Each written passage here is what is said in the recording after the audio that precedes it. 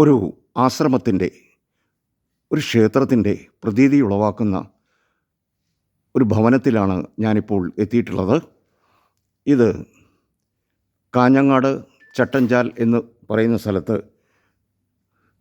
എൻ്റെ സുഹൃത്തായ മിസ്റ്റർ ഗംഗയുടെ ഭവനത്തിലാണ് ഇപ്പോൾ ഞാൻ നിൽക്കുന്നത്. അദ്ദേഹത്തിനെ ഞാൻ ക്ഷണിച്ചിട്ടുണ്ട്. ഇതാ, അദ്ദേഹവുമായിട്ട് നമുക്കൊന്ന് സംവദിക്കാം. സുഹൃത്തെ, താങ്കളുടെ പേരെന്ന് പറയുമോ? എൻ്റെ മുൻപത്തെ പേര് എ ഗംഗാധരൻ നായർ. ഇപ്പോൾ ഗംഗാസ്വാമി എന്നാണ് അറിയപ്പെടുന്നത്. താങ്കൾ ഇത്തരത്തിലൊരു വീട് നിർമ്മിക്കാൻ തോന്നിയത് എന്തുകൊണ്ടാണ്? എല്ലാം നിശ്ചയിച്ച് ഉറപ്പിച്ചതല്ലേ നടക്കൂ. നമ്മളൊന്നും കരുതി കൂട്ടി ചെയ്യുന്നതല്ല. എല്ലാം സമയാസമയങ്ങളാകുമ്പോൾ സംഭവിക്കുന്നതാണ്. നമ്മൾ ആ ജീവിതത്തിൻ്റെ ഒഴുക്കിനനുസരിച്ച് നീങ്ങിയാൽ മതി. താങ്കൾക്ക് പൊതുസമൂഹത്തോട് എന്താണ് പറയാനുള്ളത്? പൊതുസമൂഹത്തോട് എന്ത് ഞാൻ പറയണ്ടേന്നുള്ളതാണ് ഞാൻ ചിന്തിക്കുന്നത്. കാരണം വ്യക്തിഗതമായിട്ട് നമ്മൾക്ക് ആൾക്കാരോട് സംസാരിക്കുന്നതായിരിക്കും കുറച്ചും കൂടി നല്ലത്. പൊതുവായിട്ട് പറഞ്ഞ വാക്കുകൾ ആൾക്കാർ സ്വീകരിക്കുന്നത് പല ആൾക്കാർക്ക് സൂട്ടാവും, പല ആൾക്കാർക്ക് സൂട്ടായില്ല. അതുകൊണ്ട് പൊതുവായിട്ട് നമ്മൾ പറഞ്ഞതിനേക്കാളും നല്ലത് വ്യക്തിയുടെ ചോദ്യത്തിന് ഉത്തരം പറയുന്നതായിരിക്കും നല്ലത്. കാരണം ഓരോ വ്യക്തിയുടെയും ശരീരത്തിൻ്റെ വൈബ്രേഷൻ അനുസരിച്ച് മാത്രമേ നമ്മൾക്ക് മെഡിസിനോ വേറെന്തെങ്കിലോ കൊടുക്കാൻ വേണ്ടി പറ്റും. അപ്പോൾ അതുകൊണ്ട് പൊതുവായിട്ട് എന്താണ് പറയേണ്ടതെന്ന് നിങ്ങൾ പറഞ്ഞു കഴിഞ്ഞാൽ അതിന് ഉത്തരമായിട്ട് പറയാം. ഇനി മറ്റൊരു ചോദ്യം ഞാൻ ചോദിച്ചോട്ടെ.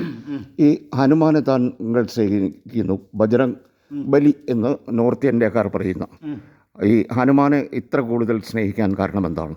ആരാധിക്കാനുള്ള കാരണം? ഹനുമാൻ ഭാരതത്തിലെ ഋഷിമാർ, പൂർവ്വസൂരികളായ ഋഷിമാർ അവനവന് ഇഷ്ടപ്പെടുന്ന അവൻ്റെ സ്വഭാവത്തിന് അനുസൃതമായ ഒരു ഈശ്വര സങ്കല്പമാണ് ഉണ്ടാക്കിയത്. അതായത് ഒരു മനുഷ്യന് എന്താണോ ആവശ്യം അതിനനുസരിച്ചുള്ള മെറ്റീരിയൽ അല്ലെങ്കിൽ സാധനങ്ങൾ അല്ലെങ്കിൽ സംഭവങ്ങൾ ചെയ്യുന്നതായിരിക്കും നല്ലത്. ഹനുമാൻ എന്ന് പറഞ്ഞു കഴിഞ്ഞാൽ മനസ്സ് ഹനിച്ചവനാരോ അവനാണ് ഹനുമാൻ എന്ന് പറയപ്പെടുന്നുണ്ട്. അതൊന്ന് ഒന്ന് ഒന്ന് ഒന്ന് വിശദീകരിക്കാമോ? മനസ്സ് ഹരിക്കുന്നത് എങ്ങനെയാണ്? മനസ്സ് ഹനിക്കുന്ന പറഞ്ഞാൽ മനസ്സില്ലാതാണ് ഒരവസ്ഥ. ഇല്ലാതാന്ന് പറഞ്ഞാൽ തീരെ ഇല്ലാതാന്നല്ല, മനസ്സ് ന്യൂട്രലായിട്ട് നിന്ന് കഴിഞ്ഞാൽ പിന്നെ നമ്മൾ സർവ്വതിനും അതീതമായിട്ട് പോയി. ഒന്ന് നമ്മൾ ആലോചിക്കേണ്ടത് എന്ന് പറഞ്ഞാൽ മനുഷ്യൻ, ബ്രഹ്മാവ് അല്ലെങ്കിൽ മനസ്സ്. ബ്രഹ്മാവ് എന്ന് പറഞ്ഞാൽ പ്രാപഞ്ചിക മനസ്സാണ്. സൃഷ്ടി നടത്തുന്നത് സർവ്വതും ആര്? മനസ്സാണ്. മനസ്സില്ലെങ്കിൽ സൃഷ്ടി ഇല്ല. അത് നമ്മൾ ആദ്യം ആലോചിക്കേണ്ട ഒരു കാര്യങ്ങളാണ്. നമ്മൾ ഈ സൃഷ്ടി, സ്ഥിതി, സംഹാരം ഈ 3 കാര്യങ്ങൾ നമ്മൾ നോക്കുമ്പോഴും മനുഷ്യന് അഡ്വാൻസ്ഡ് ഫോർമുലയായിട്ട് കൊടുത്ത സൃഷ്ടി, ആ സൃഷ്ടി നടക്കുന്ന സമയത്ത് നമ്മൾ ആനന്ദത്തിലാണ്. അത് തന്നെയാണ് മനുഷ്യൻ്റെയും ഈശ്വരൻ്റെയും സ്വരൂപം. അതുകൊണ്ടായിരിക്കാം ബ്രഹ്മാനന്ദം എന്ന് പറയുന്നത്. ആ ബ്രഹ്മാനന്ദം എന്ന് പറഞ്ഞു കഴിഞ്ഞാൽ പരിപൂർണമായ ആനന്ദം. അതാണ് ഈശ്വരൻ. അതിൽ ആണ് സൃഷ്ടി. അതിലൂടെയാണ് സൃഷ്ടി നടത്താൻ പറ്റും. മനസ്സില്ലെങ്കിൽ സൃഷ്ടി നടക്കില്ല. അതുകൊണ്ടാണ് ബ്രഹ്മാവ് സൃഷ്ടിച്ചു എന്ന് പറഞ്ഞത്. സനാതന ധർമ്മത്തിൽ സൃഷ്ടികർത്താവ് ബ്രഹ്മാവ് എന്ന് പറയാനില്ല. കാരണം മനസ്സാണ് സൃഷ്ടി നടക്കുന്നത്. മനസ്സില്ലെങ്കിൽ സൃഷ്ടി നടക്കില്ല. പരിപൂർണ ആനന്ദം ഉണ്ടാകുമ്പോഴേ സൃഷ്ടി നടത്തപ്പെടാൻ പറ്റൂ. എന്നിട്ടോ ജനിച്ചതിന് ശേഷം സുഖമില്ല മനുഷ്യന്, ജീവിക്കുമ്പോൾ സുഖമില്ല, മരണത്തിനെയും ഭയം. അപ്പം ആദ്യം സൃഷ്ടി നടക്കുമ്പോൾ ഉണ്ടായ സുഖം എവിടെ പോയി എന്നാണ് മനുഷ്യൻ ചിന്തിക്കേണ്ടത്. പറഞ്ഞോളൂ, ബാക്കി ചോദിച്ചോളൂ. ഇനി ഈ ഗ്രഹാന്തരീക്ഷത്തിൻ്റെ സാധാരണ എല്ലാ ഗ്രഹങ്ങളിലും വീടിനുള്ളിലാണ് ഒരു പൂജാമുറി. പക്ഷേ താങ്കളുടെ ഈ ഞാനിവിടെ വന്നപ്പോൾ വ്യത്യസ്തത കണ്ടു. വീട് മൊത്തം പൂജാമുറിയായി. അത് കാരണം എന്തെന്ന് പറഞ്ഞു കഴിഞ്ഞാൽ പഴയ കാലഘട്ടത്തിൽ വീടിൻ്റെ മുമ്പിലായിരുന്നു വിളക്ക് വെക്കുന്നത്. അപ്പം വീട് മൊത്തം ഒരു പൂജാഗൃഹമായിരുന്നു, അല്ല പൂജയായിരുന്നു. ഇന്ന് അതിനെന്താക്കി? മനുഷ്യന് ഈശ്വരനോടുള്ള ഭയം കൂടിക്കൊണ്ട് വന്നു. മനുഷ്യന് ഭയം കൂടിക്കൊണ്ട് വരുമ്പോൾ ഈശ്വരനെ ഒരു റൂമിലിട്ടിട്ട് പൂട്ടി. ഭാരതത്തിന്റെ കൺസെപ്റ്റ് വെച്ചിട്ട് നിങ്ങൾ നോക്കേണ്ടത് എന്ന് പറഞ്ഞാൽ രാവിലെ ½ അവർ, വൈകുന്നേരം ½ അവർ ഈശ്വരനെ പ്രാർത്ഥിക്കും. ഈ പ്രാർത്ഥിച്ചിട്ട് ഉടനെ ആ പൂജയുടെ ആ റൂമും ബന്ധാക്കിയിട്ട് പോകും.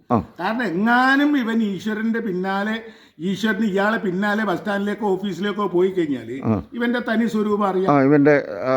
അതുകൊണ്ട് കൂട്ടിയിട്ടിട്ടാണ് ഇപ്പോ ആൾക്കാർ പോകുന്നത്. ഇങ്ങനെയല്ല കൺസെപ്റ്റ്. കാരണം ഒരു അരമണിക്കൂറോ 1 മണിക്കൂറോ 5 മിനിറ്റോ 10 മിനിറ്റോ ആരാധിക്കേണ്ട സംഭവമല്ല. ഈശ്വരനുമായിട്ട് നിങ്ങൾ വൈഫൈ ആക്കാം. ഈശ്വരനുമായിട്ട് നിങ്ങൾ വൈഫൈ ആയി കഴിഞ്ഞാൽ നിങ്ങൾക്ക് എന്താവും? നിങ്ങൾ എവിടെ പോകുമ്പോഴും ആനന്ദം അനുഭവിക്കാൻ പറ്റും. ഈ ഹനുമാനെ കൂടാതെ ശ്രീകൃഷ്ണൻ മറ്റ് ഏതെല്ലാം വിഗ്രഹങ്ങൾ ഇവിടെ ഉണ്ടെന്നൊന്ന് വിശദീകരിക്കാം. കൃഷ്ണൻ ഇവിടെ ഉള്ളത് ലോകത്തിലെ അറിയപ്പെടുന്ന പഞ്ചലോക ശ്രീചക്രമായ ശ്രീചക്ര മഹാമേരുവാണ്.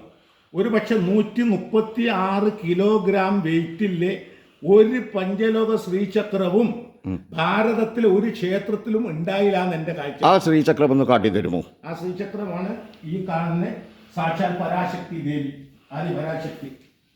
ഓം ബിന്ദു ത്രികോണ ദശകോണ ദശാരയുഗ്മം മന്യുസ്രനാഗതല ഷോഡശീകാരം സദനി. ഓം ശ്രീചക്രമേ ദുരിതം പരദേവതായ. ഓം ഇതാണ് ശ്രീചക്രം. ഇനി ഞാൻ എന്നെ ഒന്ന് പരിചയപ്പെടുത്താം. എൻ്റെ പേര് സലീം താജ്.